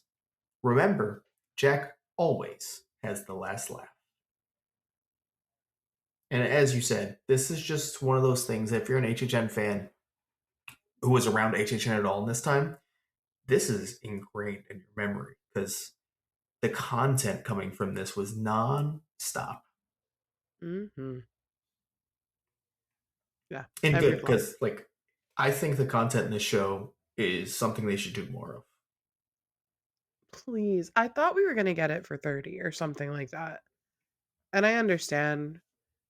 Maybe it was never ever, gonna happen for 30, but I understand like the state of the world also probably took that away. Mm-hmm. Um, I don't know, just like something that is like a centerpiece to the event that you can stand around and wait for the whole thing or you can walk by that has whoever the ringleader is of the event and it's convenient that it's Jack. It just makes sense. And when you have these characters and you have somebody like the person that plays Jack, who's so like effervescent, you can just like kind of carry the vibe off of them. Mm-hmm. And if you're casting somebody like an icon like Oddfellow, I could see Oddfellow doing something like that easily. He would be on a mic and people would just be like surrounding him, listening to him talk about how he's a Scorpio. Like Yeah. you build a whole show around that or like him versus Jack or whatever. Hell yeah, people are going to watch it. I just think that this one was like lightning in a bottle, perfect, leaned into the theme park jokes. Obviously him and Aaron are such a good duo together on stage that like they killed it. It's just iconic. This whole year is iconic. Iconic, iconic, iconic. 25. Yeah, that's kind of the only way to put it, to be honest. That's it. One day we'll get something similar, I hope. 50. 50. Hold it out. 50. Oh, I already feel old. That's a problem. We'll be in the scooters by 50. I'm guaranteeing it. um, beyond any of that, there are a couple firsts. Well, one first for this event. And that's the first ever tribute store. This was in the Twister store. Jeez. The titty fister. Yeah. Titty Twister store. In the Twister's shop. and it was very bare bones to what we know as a tribute store today. But it was basically just props and Easter eggs from HHN past. Another big thing this did bring this year, though, is it's the first year that's an anniversary year to fully like lean into anniversary merchandise. Like that 25 was on everything Mhm. basically, where that really wasn't the case in the past. Like you had the two X's for 20 on some things, but the 25 was the main thing you saw in merch this year. Yeah, it was the first time that it wasn't just, like, the sleeve print or whatever Hmm. for the year. It had, like, its own big logo, which, I Yep, mean, now we not really every year we do, but we don't. I wish we did. We, like, kind of do, but we kind of don't, you know? We get, like a vibe with the same, like, Horror Nights font. Correct. I will say this past year there was nothing officially 34 on merchandise, which is disappointing. Oh, yeah. 32 also had nothing officially with 32 on merchandise. Well, I mean, we'll see it for 35. I, I would Inevitable. I would really hope so. So that's what they're gonna hold out for every 5 and 10 years. Okay. 31 and 33 both had actual merch that said those numbers. So, Well, 31 was Halloween. That makes sense. And mhm, 33, I have no rhyme or reasoning, but I also Universal doesn't have a fucking rhyme nor reason ever. that is So, fair. I'd be Yeah, so you're upset right. and hitting my It's okay. microphone. So we're going to move on now to our final anniversary year we will discuss, at least until we come to one finally later this year. That's going to be HHN 30. Jess, this was your first anniversary year you experienced. Yep, Would you like to take the reins a little bit? I guess. HHN 30, but in 2020, we did receive exclusive merch and a unique tribute store that was not the same one we got for Mhm. 30 in 2021. Almost like it was made for the event that was supposed to happen that year or something. Almost like it was Almost like. better. Yeah, I will say that tribute store was the much better anniversary tribute store Mhm. for sure. Also, the merchandise that came out that year. We got like the retro tees that brought back like not I don't think it's every single event of the past, but a very large number of them just reprinted. Um, Yep. Iconic it, ones. the anniversary merch went crazy in 2020 when we literally didn't have an event. Yeah, it is kind of insane because I don't think we got, like, even, like, the red and white icon merch, like, we got, like, a couple things in Hmm. 2021, but I think most of it was in 2020. Yep. A lot of the stuff that I still Yep. have is just, like, they just released it because they had it. I remember going and, like, one day you would walk in and the tribute store had one room open, and then a week later, the Beetlejuice room is open, Hmm. and now we have more merch, and I had nothing going on, so I was buying HHN posters and shit, like, Yeah. The everything posters. for all the Uh, years I didn't get to go to. HHN Light went much harder on the anniversary merch and tribute store than HHN 30 itself did. That's for sure. Yeah, it's almost like they had used all their really good ideas, and, like, I get it, the parks weren't open at full capacity, so they were making money where they could, Hmm. but I almost wish they would've just held it, because then the stuff we got for 30 was just like, "Meh." To be fair, that got me through the year, so I needed it. I At that know. time, I needed it. Oh, I'm pretty sure the first time I met you, it was, like, the Beetlejuice tribute store had opened, I think, or something like that. That sounds right. Yeah. There was Nice. something around a tribute store during COVID. I remember that was the first time I met. Hmm. I do remember that. But we're not talking about 2020 anymore. We're talking about 2021, 30 years, 30 fears. That's our tagline. Yep. Sure was. It definitely was. It also was Never Go Alone. Wasn't that the first year we had Never Go Alone? Yes, that it is also the Never Go Alone year. 30 The years, 30 original Never Go Alone Never Go Alone. And I think we got that in 2022. So it was just Never Go Alone. And surprise, Jack returned as the year. main icon once again. Wow. I know. Crazy. Again? What? We don't like clowns here. For houses. Wow, there's a lot. We obviously the icons had their own house. HHN icons captured. For the first time ever, 30 years of characters from your worst nightmares come together to decide who's the most evil of them all. Do I Uh, really have to read that? I mean, I can do it quick. It featured Please. the caretaker Chance, Jack, Fear, Lady Luck, Lady Luck's Spade Minion, the director, the usher, caretaker minion, the storyteller, and Jack's Maniacs. Okay, that makes it sound like I was being a diva. There were, like, numbers afterwards and, I like, skipped over some formulas. random things, yeah. And it was a lot of numbers I was not prepared to read. I think the wiki lists how many times they were in the Correct. house? Yes, Okay. yes. Wow. But we had the icons, and I guess I don't know if it's the first time ever, but the first time I had ever experienced it, we had different endings depending on the cast. We had different Hmm. icons on the throne. Yeah. I guess deciding who's the most evil of them all. I guess, or just the set times that eventually everybody got. Yeah, that was more the thing. That's okay. Nobody can say that they got their favorite icon on the first run, Duff, but we can. We can. And I guess anyone else maybe who saw Caretaker, if they didn't go the first night and also saw their favorite icon. But Maybe you regardless, can. opening night, we saw the Caretaker. First run. Boom. And I don't think I ever saw him again on the fucking throne. I'm not gonna Oh, lie. really? Jesus. I'm almost positive I don't think I ever saw him again. That's impressive. Maybe like once or twice. But yeah, no. I as somebody who the icons are my babies, the house was good. That year it was the best thing I had ever seen. In hindsight, I just really love the icons. Hmm. I can acknowledge that. Recency Hmm. bias will make a girl say crazy things. Hmm. I also think there was a factor. Everyone kind of went into that year just so excited to be back at HHN. The immediate Mhm. reaction was everything's phenomenal. And then by Yes. like mid October, it was kind of like, is this house actually that good? Mhm. Yeah. But overall, I mean, I enjoyed it. I thought it was a fun approach to bring the icons back. Yeah. Was it perfectly executed? Absolutely not. But it was fun, and I liked the rotating ending. So, I'll give it some credit for sure. It was a solid house overall. A lot of Easter eggs. So taking Hmm. unmasking that year was really worth it. Yes, it was.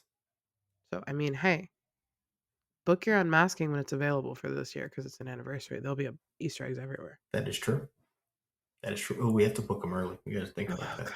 Okay, yeah, we need to be better about these things, Duff. Start saving money. I have been Okay, trying. good. I'll work on it. But then there's like okay. Um yeah, icons. Moving on. Something I guess it's an anniversary house. Not something well, we're revisiting, but it's Welcome to Scary, so a Cary, Ohio house honoring everybody's favorite place in Horror Nights history. Horror in the Heartland, sorry, was the tagline.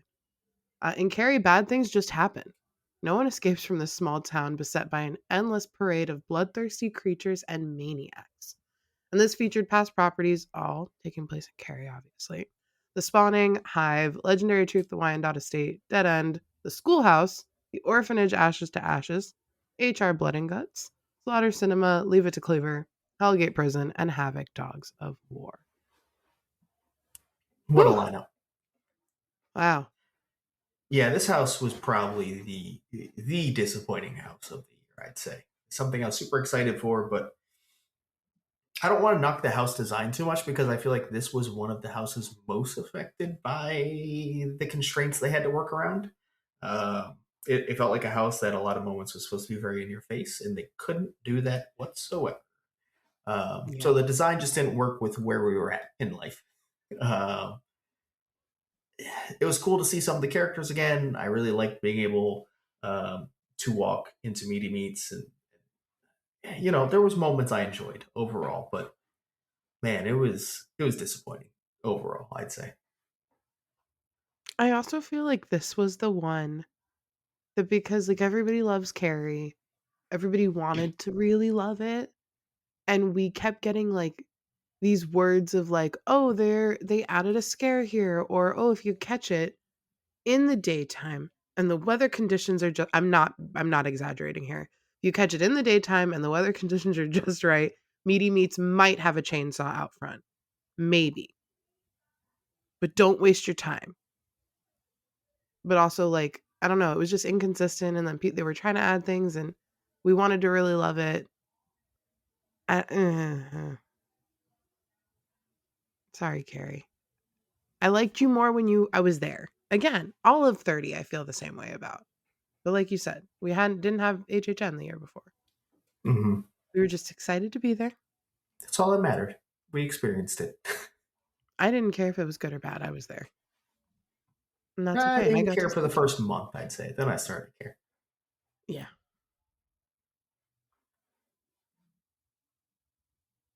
Where was I? Okay. Um, oh, Case Files Unearthed, Legendary Truth, so another Legendary Truth house. Yeah. This was a huge favorite that year. Yes, huge hit. Or if you were on the opposite spectrum, you were on the other spectrum because some people hated it. Yeah, very polarizing. Also, I feel like Carrie was also very polarizing, like, during Mhm. the event as well. So was Icons, Yeah, though, that's too. true. It was just this year. But follow the trail of a private eye as an investigation into the supernatural leads you into a dark world of ghouls and terrifying creatures. You followed Bara Schuster. Yeah, finally get the return of Legendary Truth again after, um, I mean, for like a full house, 10 years. So that was cool. Boris Schuster finally gets his own story after being part of the lore for a bit. Yeah, I mean, I thought it was a really fun, unique kind of scenario to be put in for a Horror Nights house. The noir aspect and just the way that they delivered each separate case. I don't think we'd really ever seen anything like it before. It was a really fun way to bring in this character that's been part of the lore. Uh, I thought it was, I'm not as high as it as everyone who thinks it's like an amazing all timer, but I thought it was a really good house. Very Oh, I had a unique great house time as in it. well. I loved the different novel covers. I had a great time. Hmm. Also, the last Shrek house, right? Yep, it was. Yeah, last Shrek house. See, just there's so much history in these houses. But yeah, I loved this house. I know a lot of people loved it, but a lot of people hated it. Like you said, I don't understand the hate. I just thought it was really cool, and I like jumping from story to story. Also, like, one of the first times we ever got, like, a recreation of a Universal set, like, that we walk by every single day. Like, you know what I mean? In the street by the Kitty Cat Club. Oh yeah, yeah, yeah. Like, it Sorry, was just I did cool. actually lose what you were saying, but Sorry, yes, I know I caught said on. that in the worst way possible. I was like, what was in the street in front? But, What? like, we're walking past, like, actually a piece of the Yes, park, but they yes. recreated it in the They, house. yeah, yeah. That is very Alright. cool, and that does not happen like ever. And I remember we knew it was going to come because they'd like mentioned you will do that before, but actually walking by it, I was like, oh shit, that's crazy. Yeah. Oh, that was really cool, and the fact that it was in, like, the Shrek theater. Hmm. Just a lot of cool things, a lot of cool scares in there, and I feel like this was one of the houses that worked with the COVID restraints really well in some Well, places. because technically they built it fully during COVID. They knew what they had to build Right. around, and that's why it worked so well. We're not gonna talk about what it replaced. No, no, it was Billie Eilish. If you don't know, But that's okay, we got such a good anniversary house out of it. we did, we did. I'm not mad about it. I just wish I would have seen both instead. Yeah. But Well, hey, listen. Not only did it break the Shrek curse, it fully ended Shrek. So there we go. oh my god, it broke Shrek. Broke it. Oh, Oh, this is too no. good. Gotta go. Oh, wow. That's okay. Um, we also had a Universal Monsters house this year, which, I mean, at this point I say at this point, this was the second one that we had had in a row, I guess. Mhm. But, like, it's such a tradition, but it was The Bride of Frankenstein Lives, which we also had during COVID, obviously. Yep. Um, We Belong Dead, the last words of Frankenstein's monster when his bride rejected him. Now she'll stop at nothing to bring him back. I I don't mean, even have words. it is one of the most well told stories that an HHN house has ever had. That is for sure. I think it was a beautiful house. It was powerful. I do think the restrictions kind of hindered it a bit, unfortunately, but and also seeing it 2 years in a row kind of hindered it a bit, to be honest. Yeah. That was the most unfortunate part. I shouldn't say unfortunate because I'm so happy I got to see a house during HHN Light that I enjoyed a lot. Um, but it's a house that I wish I had higher on my all time list. But seeing it 2 years in a row and its restrictions just kind of bring it down. But it was still a very, very good house. This is one of the only houses I think from 30, even though we saw it 2 years in a row, that I can't think negatively about at Mhm. all. Like, she is, I think, my favorite Universal Monsters house. Yeah, that's fair. I get it. So, and I'm very grateful I got to see my favorite 2 years in a row, especially, like, getting to show Eugene. I've talked about that ad Mhm. nauseam at this point, but, I love her. I miss her. I'm also okay that we didn't have monsters last year. Yeah, we could take even a few years, but I do want to get Yes. back to it at some point for sure.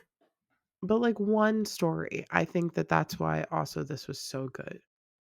Just one monster to focus on. Mhm. Obviously, there were others with the Dracula brides and whatever, but, I just The think it was. story and side characters as well. Yeah. So successful, not just the mashups anymore. The monster mashes were fun, but now we're just running out of ideas. Mhm. Yep. That's it for houses. There were some scare zones, which you wanna talk about restrictions, let's talk about these Oh, zones. The first one was 30 Years, 30 Fears, which I a scare zone, I guess we could call it. The monsters you've dreaded from the past Halloween Horror Nights have taken over the streets. They're back, and your history features bone, blood, glowing pumpkins, Gordon, okay, succubus, clowns, female masqueraders, the Sentinel, robed pumpkin, the Inquisitus, and male masqueraders. I don't know what half of those are, but they were there. and you know what? That's the best way to sum up 30 years, 30 fears, which is meant to be your main like zone. No icons, not really obviously bone blood. There were certain characters that stand out, but like where were your iconic characters? I Who's think that Gordon? sums up that I don't know. That might be a typo. I don't know. 30 years, 30 fears was somehow the biggest letdown of this year to me. Like Yeah. that's what you do with that space. Those are the characters you put in. And like it's just the design of it overall wasn't very good. Yeah, no, absolutely not. No, thank I you. know who Gordon is. The- It's so stupid. Okay, I'm gonna describe it to you. uh-huh. Okay, pumpkin character, but Uh-huh. like kind of pointy pumpkin head, yellow face. His name is Gordon. His name is Gordon because he's a gourd.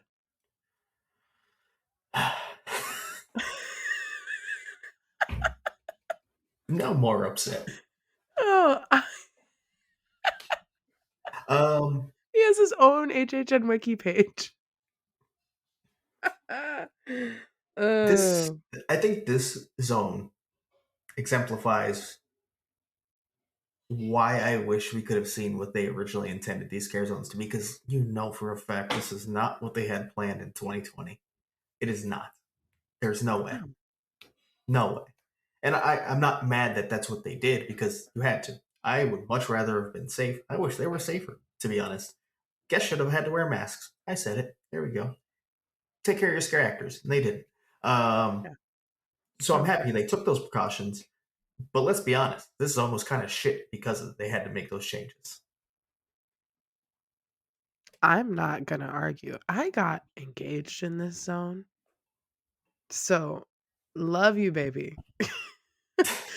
I got engaged in this zone because there were icons in there. And by icons, I mean big posters of the icons. So my lovely husband said the caretaker's right there. That's where I'm doing it. And that's okay because that's where WWE was this year. So, was it what I wanted as a scare zone? No. Was it what I needed for my proposal? I guess. So thank you. Thanks, Gordon. You really made an impact on it. Thank you, Gordon. Gordon and Bone was definitely there. Bone is in the pictures. I know that. I feel like we can Okay. move on. Oh, I forgot it was me. Next up, something that Duff, your favorite, Gorewood Forest. I I don't know want it why to it's be your my favorite. favorite. This was a scare zone in Central Park. 16 years after the gory sacrifices of Terra Crentis, the Heartless Terra Queen is back. Evil is in her nature. Yeah, I Yep. was so excited for this. So excited for this. It was Yep. okay-ish, I guess. Um, That's the, kind. the Terror Queen redesign was cool. Um, Yeah. her offing Eelmouth, who's like her assistant, was kind of a fun way to enter the zone.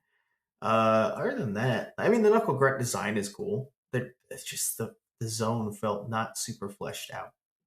You kind of had that like opening stage, and after that, it was boring. You say knuckle grunt, and my brain immediately goes to flesh, whatever, eater. Grave of Flesh. Yeah. Yeah, I know that they're different, but I imagine the mole creature they have a from similar design for sure. yeah, Star-Nosed Mole adjacent. Yes. I I did not like the zone. I have talked about it so much. I felt so bad for her. She was really trying up there. Hmm. I didn't really like any zone this year, so No. Seek and I have Destroy not was my favorite, but like overall, it's still not like a great zone by any means. I just feel like this was really where like zones were this like solidified the zones were not really what I was there for Yes. because they just were not great. And then it Was was a it their couple fault years of though? Probably not. no, I would not say this year. I will say they at least like they tried to give us like a true proper anniversary zone with Mhm. lights, camera, action. I mean, Eddie's Revenge. I think Gourd Force was probably the best attempt at that, like to Yeah, fully tie into lore. it's true. But I think like the mashup, what people wanted was really lights, camera, action, Hmm. or what people thought they wanted. Eh, I also didn't love Lights Camera Action, I so know. I liked it. It was like the best choice of the worst options for me. But I guess that would be Gorewood for you. No, Seek and Destroy for you is what you said. yes, yeah. Yeah. So lights, camera, action. Get ready for the feel bad movie of the year. Eddie Schmidt, Jack the Clown's brother, is filming a horror movie, and the monsters are real. This is obviously a sequel to Lights, Camera, Action from HHN 19, Hmm. not I an think anniversary year. the coolest thing about this song was that Jack and Eddie got on stage together, and for one night, so did Chance. So Yeah. it had that going for it. That was cool. I got married in this zone. I mean, yeah. So I'm just Wow, you're like, connected to some great scare zones, I gotta say.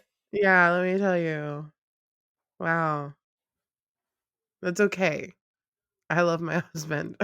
But I It's not got his fault what year it was, all right? no, it's not. It's not. He really was trying to make the best out of what they were giving us that He made year. it work very well. Correct. And then Jack and Eddie married us, and that alone was worth it. But yeah, I really liked that this was just kind of here are the zones that you guys seem to have liked from the last couple years. Not notice how I didn't say here are everyone's favorite zones. They did here are the zones people seem to like. Hmm. We had a Treek or a Foon. I don't know which one. Um We had both, but yeah. I don't know, don't ask me. We had an invasion Yeah. thing, alien. We had a dead man's guy, Hmm. a We fisherman. did. Did. There should be a segment where I just poorly explain something from HHN. People have to guess. We're gonna do trivia, but it's not trivia. It's you have to do 20 questions with It's me. basically charades. And every time you get one wrong, I have to vape. Oh So it no. gets worse. Yeah, I thought that this zone was like what I expected from a mashup anniversary zone. Hmm. And that's fine. This is what I wanted from 30 Years, 30 Fears. Yeah, this But I was wanted it more better. 30 years, 30 fears than the actual zone was. That's for sure. Didn't we have like their voices in 30 Years, 30 Fears? Yes, we had voices, Oh, which joy. made it worse somehow. Yeah, because you thought you were going crazy. You're like, I hear them. I know they're here. No, Why is the usher yelling at me? that man has one volume and it is a whisper. It wasn't a whisper in that zone. Nothing was a whisper in that zone. Um, okay, that's it for zones. Oh, wow, shows. I forgot about this one. Oh yeah. Did you remember that there was a marathon of mayhem in 30? Unfortunately, I did. It was Carnage Wow. Factory. I I don't think I saw that. But is anybody Not surprised? once. Really? I don't think so. I It don't wasn't. like maybe once. Yeah. So I think obviously it was just kind of like to show off the icons a bit, and then also the IPs at the event. But Marathon of Mayhem, the original, was great because of its tone and vibe and aesthetic, and this went a completely different direction and did not work nearly as well. No. Maybe I did see I don't remember. It is kind of cool that like you got to hear like Jack actually voice something specifically for this show. Like it wasn't just ripped from other audio or anything. Like that's cool, but the show wasn't very good overall. I'm the queen at not seeing shows, so You really are. nobody's surprised. It is impressive. Listen, I like a drink. I like a smoking section. I like a haunted house. A I show is mean, not in that you know what that you line. like. I am paying to be there and I am gonna do what I like. I just trade smoking section for show. I think. Hey, I love that for you. I Mm. love a decompress. A I'm gonna decompress toss is it in. nice. I will say a positive before we finish up. I know we've been going for a while. Of the smoking sections not being in the park, I have to fully go decompress for a moment. And most of the time, people don't want to leave the park with me. So I Mm, am so calm when I return, like because I'm not in the theme park for a minute. that is It's kind true. of a positive, a little one. A little helpful. I miss my Gramercy Park smoking section Yeah, I'm aware. though. Okay.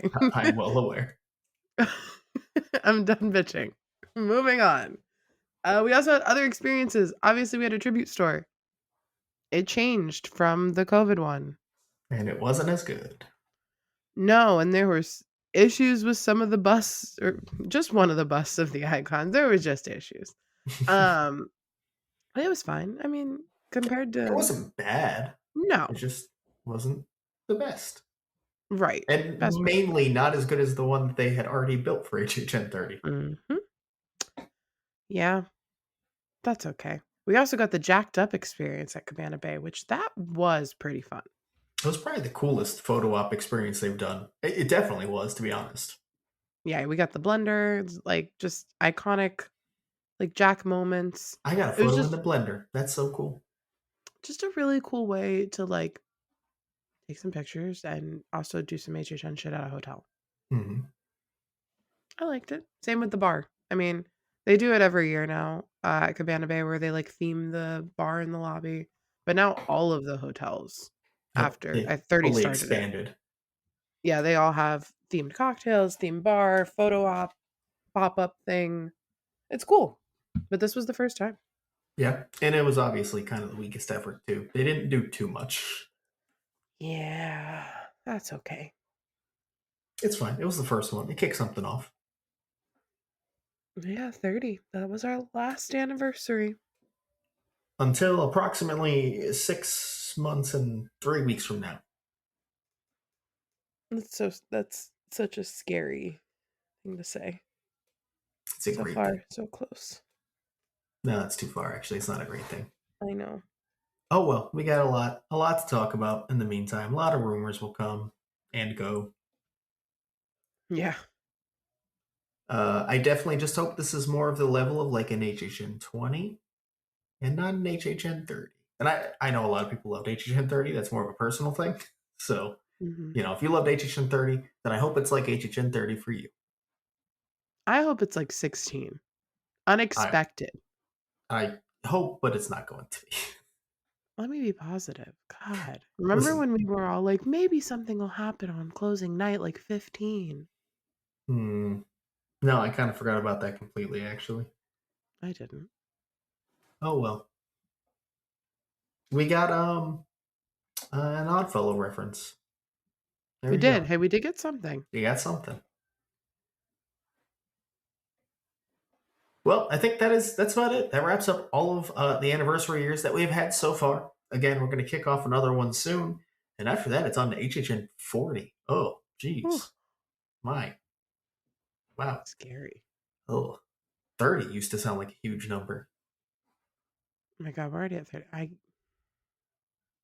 I, when I put it this way, I have known you since the last anniversary, and now the next one's here. Crazy, right? That's crazy. Who would have thought? Now we're on the same podcast. Yeah, that's true. This is the first anniversary where we're on the same podcast. I And know. Jonathan, Look at look at that. us. Oh, how great. It's so stupid. Before we wrap up, do we have a voicemail? We do. I think it's the third part of a trilogy. Hi, horror fam. This is Spooky Bits calling in again. This question is something that I've just thought of, while watching the Food Network. It is the question is,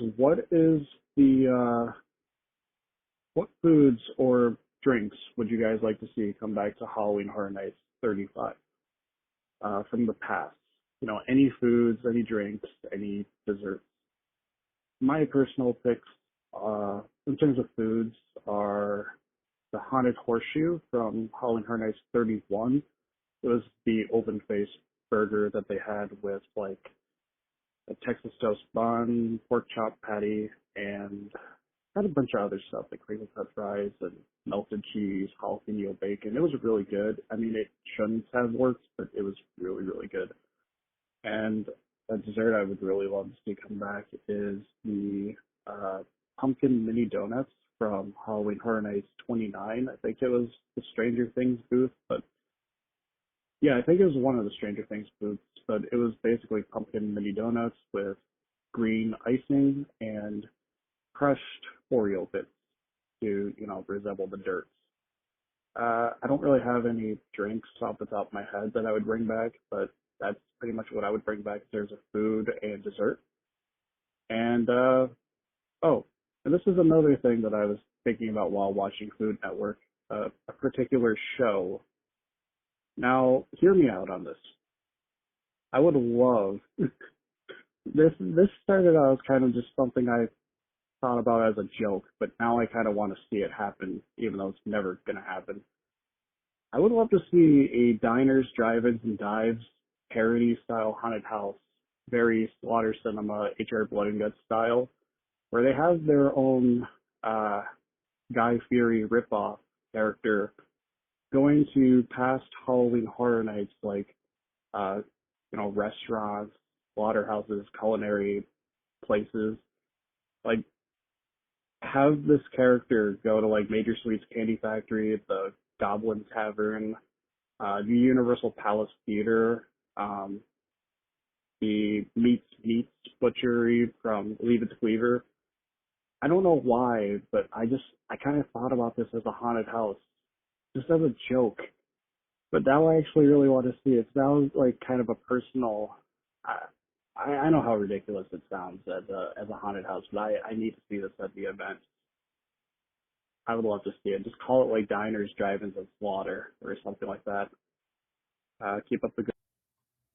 Oh, I think it got cut off a little bit. Yeah, that 3 minute mark. It really trips you up. It just says no more. Spooky Bits, thanks for calling in again. I'd like to first off say I think that's actually a phenomenal, fun concept. That sounds Yeah. like a great camp house, and I would not be against it whatsoever. Yeah, no, I'm into it, and I I love watching Food Network, so I will Uh, leave this we whole voicemail. we also love talking about food and beverage at HHN, so great question as well.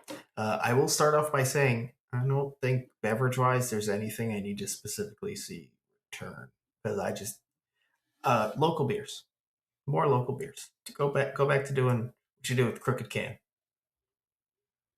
That's my So choice. There we go. something that I don't think needs to come back, but something that I think would be the funniest thing to come back would be the split cups.